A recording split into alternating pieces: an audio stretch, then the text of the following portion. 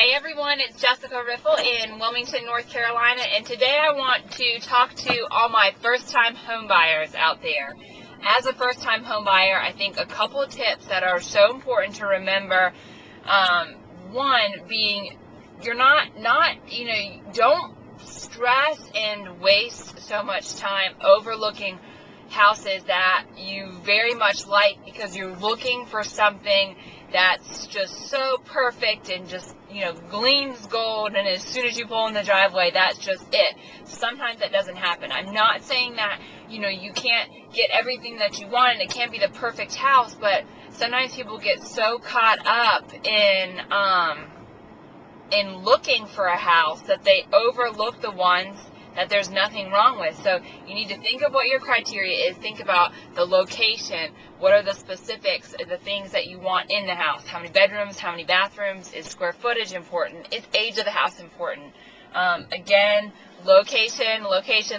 We all know how important that is. So don't get too caught up on the minuscule details. Just make sure that you know what you want, and that's what you focus on.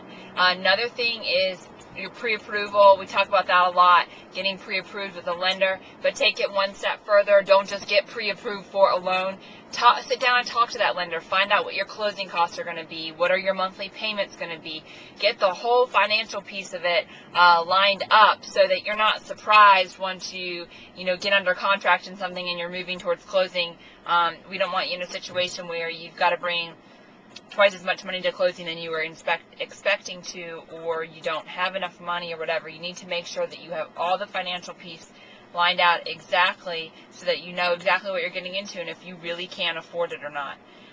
Third, don't buy the most expensive. Don't go max out your price range. When you get in the house, you're going to want to spend money fixing things up. Even if it's perfect, I guarantee you there's something that you're going to want to do, whether it's paint. There's going to be something.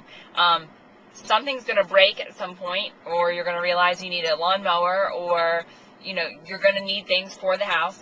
Also, you're going to want to decorate. You're going to want to buy a new picture for the wall, or you're going to want to buy a new rug, or this and that. So don't max out that money and not leave yourself any additional cash to do those kinds of things. And lastly, probably the most important, pick a couple trusted people to give you opinions, and only ask those people for their advice or their opinions.